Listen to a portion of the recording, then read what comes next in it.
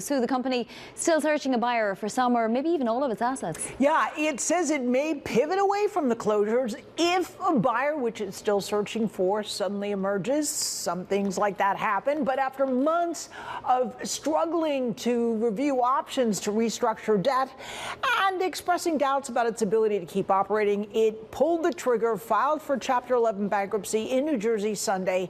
This allows it to liquidate hundreds of locations, 360 Bed Bath & Beyond stores, 120 buybuy BABY stores immediately, and that puts thousands of people out of jobs. The company currently employs about 14,000, and among its initial requests, it wants to pay about $76 million in wages and benefits.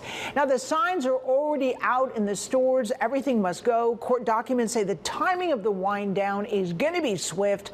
All sales at the remaining brick and mortars are set to be complete, and the properties vacated by the end of June.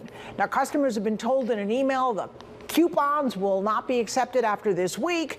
And for decades, this was a big box retailer that was the place to go to buy baby gifts, to set up your college dorm, to buy a wedding gift, or outfit your new home.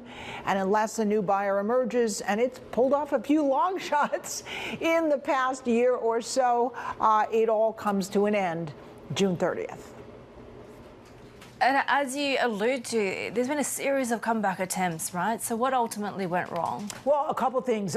It failed to adjust to changing customer habits. It took on an enormous amount of debt, and it blew a couple turnarounds in lifelines. In fact, Hudson Bay Capital, a hedge fund, threw in a last-minute lifeline, a deal that could have given it more than $1 billion under certain conditions, but it failed to meet stock price minimums, and the deal fell apart. That put the stock in a downward spiral.